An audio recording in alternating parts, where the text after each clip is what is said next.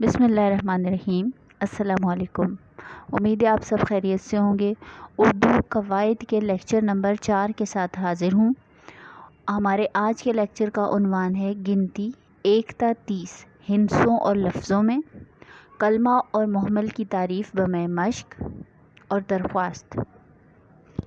गिनती हिंसों और लफ्ज़ों में 1 2 3 4 5 6 7 8 9 10 11 12 13 14 15 16। इसमें एक चीज़ का ख्याल रखिएगा कि कुछ बच्चों को मैंने देखा है वो 11 को 11 पढ़ते हैं और लिखते भी हैं, तो गाफ लगाकर 11 पढ़ा जाएगा। 17 18 19 20 21 22 23 24 25 26 27 28 29 और 30। यहाँ पर हमारी गिनती मुकम्मल हुई। आपको इसी तरीके से गिनती याद भी करनी है और अपनी कॉपियों में लिखनी है, 2 कॉलम बनाकर, एक हिंसे का और एक अल्फाज का। हमारा अगला उन्वान है लफ्ज़ की किस्में। लफ्ज़ तो आपको मालूम है जो हम बातचीत के दौरान इस्तेमाल करते हैं वो लफ्ज़ कहलाता है। अल्फाज उसकी जमा होती है। कवायद की रूह से लफ्ज़ की 2 किस्में हैं। नंबर 1 कलमा, नंबर 2 मुहम्मल। इस लफ्ज़ को गौर से सुनिएगा, मोह पढ़ा जाएगा ये, ठीक है। अब कलमा की तारीफ़ की तरफ आते हैं। कलमा वो अल्फाज जिनका मतलब सुनने वालों को समझ में आ सके कलमा कहलाते हैं। मसलन रोटी, खेलना, शोर, झूठ, बात, धूम वगैरह।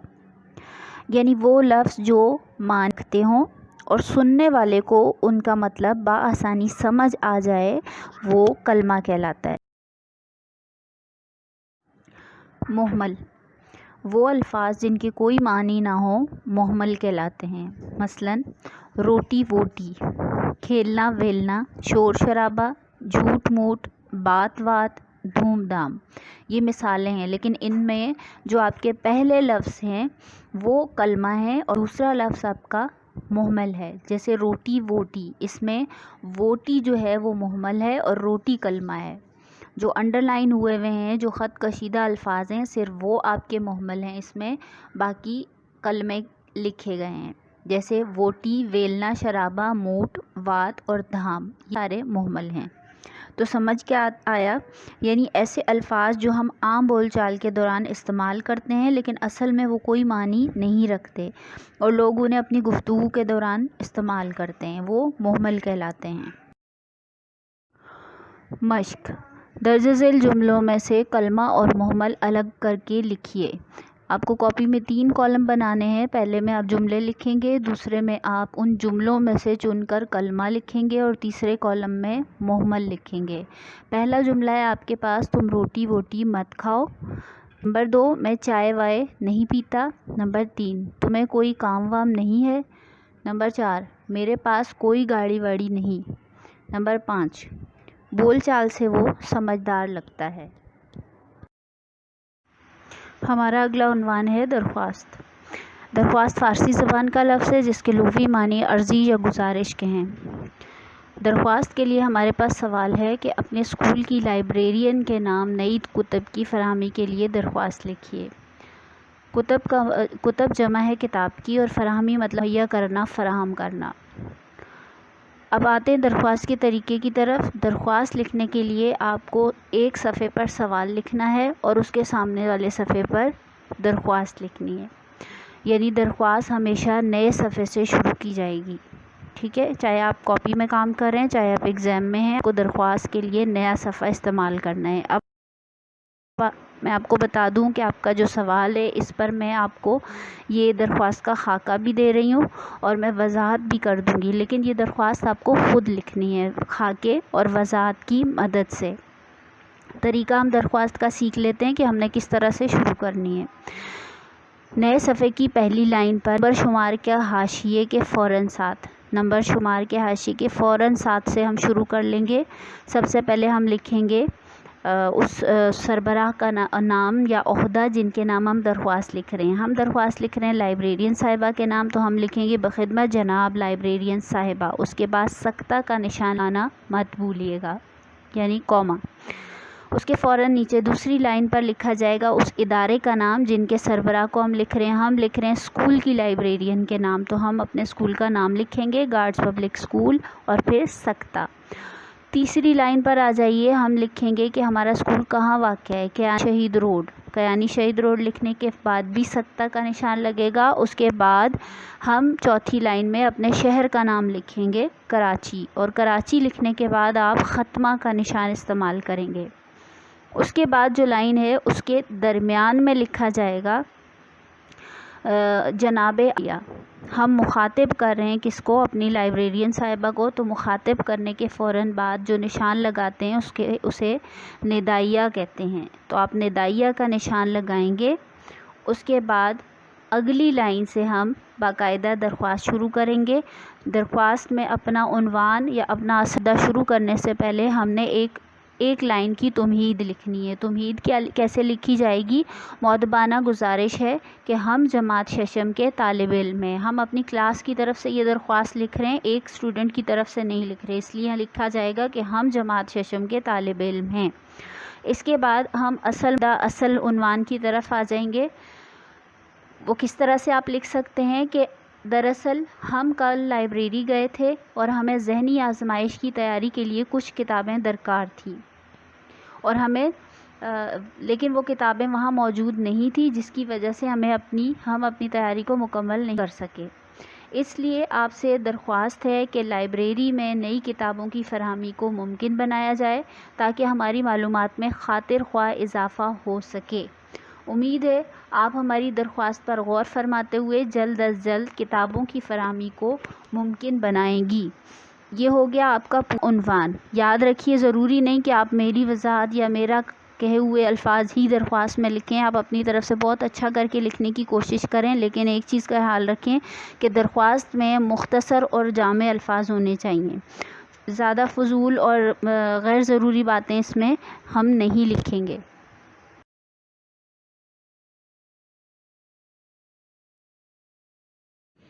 اب آتے ہیں اپنی درخواست کے اختتام کی طرف. تو اختتامی کلمات میں آپ لکھیں گے کہ اس مہربانی کے لیے ہم آپ کے بہت شکر گزار ہوں گے. یہ لائن بھی لکھی جا سکتی ہے، یا پھر عین نوازش ہوگی آپ کے فرما بردار شاگرد. اب یہ یاد رکھیے گا کہ عین نوازش ہوگی کی لائن آپ لکھیں گے صفحے کے درمیان میں، اور آپ کے فرما بردار شاگرد لکھا جائے گا آپ کے صفحے کے بائیں جانب. آپ کے فرما بردار شاگرد جماعت ششم، چاہیں تو آگے الف ب جیم سیکشن بھی اپنا لکھ سکتے ہیں، اور جس لائن میں آپ نے جماعت ششم لکھا ہے، جس سطر میں آپ نے جماعت ششم لکھا ہے، اسی کی دائیں جانب اردو گنتی میں ہم تاریخ بھی لکھیں گے. مورخہ لکھا، اور جس دن آپ نے تاریخ لکھی اسی دن کی تاریخ آپ اردو گنتی میں لکھ لیں گے. یہاں پر آپ کی درخواست مکمل ہو جائے گی. درخواست نمبر 2. یہاں پر آپ کو ایک درخواست کے لیے سوال دیا جا رہا ہے. آپ کو دیے گئے خاکے کی مدد سے یہاں پر ایک درخواست لکھنی ہے. درخواست لکھنے کا طریقہ آپ کو پچھلی سلائیڈ میں پچھلی سوال کے مطابق میں نے سمجھا دیا ہے کہ لائبریرین کے نام آپ طریقے سے درخواست لکھیں گے. آپ اپنے پورے اسی خاکے کو استعمال کرتے ہوئے یہاں پر پرنسپل کے نام درخواست لکھیں گے، اور آپ کا سوال جو ہے وہ یہ ہے کہ آپ نے پرنسپل کے نام درخواست لکھنی ہے، اور آپ کا نام خارج کر دیے گئے، یعنی اسکول سے نام کٹ چکا ہے، اور آپ دوبارہ سے اسکول میں داخلہ لینا چاہ رہے ہیں، تو آپ کو درخواست لکھنی ہے. آپ لکھیں گے کس طریقے سے؟ شروع میں ہمارا خاکہ وہی رہے گا درخواست کا کہ بخدمت جناب پرنسپل صاحبہ گارڈز پبلک اسکول کیانی شہید روڈ کراچی. اس کے بعد جناب عالیہ لکھا جائے گا. پھر ہماری تمہید کی لائن آ جائے گی، مؤدبانہ گزارش ہے کہ میں آپ کے اسکول کی جماعت ششم میں زیر تعلیم تھا یا تھی، کیونکہ اب آپ کا نام کٹ چکا ہے، اسکول سے خارج ہو چکا ہے. اس کے بعد آپ اپنا عنوان کچھ اس طریقے سے لکھیں گے کہ آپ اپنی وجہ بتائیں گے کہ آپ نے اتنے عرصے تک اسکول سے آپ غیر حاضر کیوں رہے، جس کی وجہ سے اسکول والوں نے آپ کا نام خارج کر دیا. آپ ایک فرضی طور پہ یہ لکھ سکتے ہیں جو 1 ہفتہ قبل شادی میں شرکت کے لیے یا بھائی کی شادی میں شرکت کے لیے کراچی، حیدرآباد، اسلام آباد کہیں بھی لکھ سکتے ہیں. اسلام آباد جانا پڑ گیا. وہاں جا کر جب میں بیمار ہو گئی تو مجھے پورا ہفتہ وہیں قیام کرنا پڑا، اور اس وجہ سے میں اسکول میں اطلاع بھی نہ دے سکی، جس کی وجہ سے واپس آنے پر مجھے معلوم ہوا کہ بوجہ طویل غیر حاضری کی وجہ سے میرا نام اسکول سے خارج ہو چکا ہے. یہ آپ کا ریزن یا آپ کی وجہ آ جائے گی کہ آپ نے اتنے عرصے تک کیوں غیر حاضری کی اسکول سے. اب اس کے بعد آپ اپنی اختتامی لائن کے لیے نئے پیراگراف شروع کریں گے کہ مہربانی فرما کر مجھے اسکول میں دوبارہ داخلہ دے دیں تاکہ میرا تعلیمی سال ضائع نہ ہو. میں آپ کی انتہائی شکر گزار رہوں گی. اس کے بعد عین نوازش ہوگی لکھ سکتے ہیں، اور آخر میں آپ کی فرما بردار شاگرد یا شاگردہ جماعت ششم، اور دوبارہ سے جماعت ششم والی لائن میں ہی مورخہ لکھیں گے. یہ آپ کا پورا درخواست کا طریقہ ہے. آپ اچھے الفاظ میں اچھی خوش خط لکھائی میں لکھنے کی اس کو کوشش کریں گے، اور یہ کام اردو قواعد کی کاپی میں کیا جائے گا. احاطہ. آج کے لیکچر میں ہم نے سیکھا گنتی 1 تا 30 ہندسوں اور لفظوں میں، کلمہ اور محمل کی تعریفیں بمِ مشق، درخواست لکھنے کا طریقہ، لائبریرین کے نام درخواست اور اسکول کی پرنسپل کے نام درخواست. گھر کا کام. 1 تا 30 ہندسوں اور لفظوں میں گنتی لکھیے، کلمہ اور محمل کی تعریف لکھیے اور دی گئی مشق مکمل کیجیے. اسکول کی لائبریرین کے نام نئی کتب کی فراہمی کے لیے درخواست لکھیے، اور اسکول کی پرنسپل کے نام دوبارہ اسکول میں داخلے کے لیے درخواست لکھیے. یہ تمام کام آپ کو اردو قواعد کی کاپی میں کرنا ہے.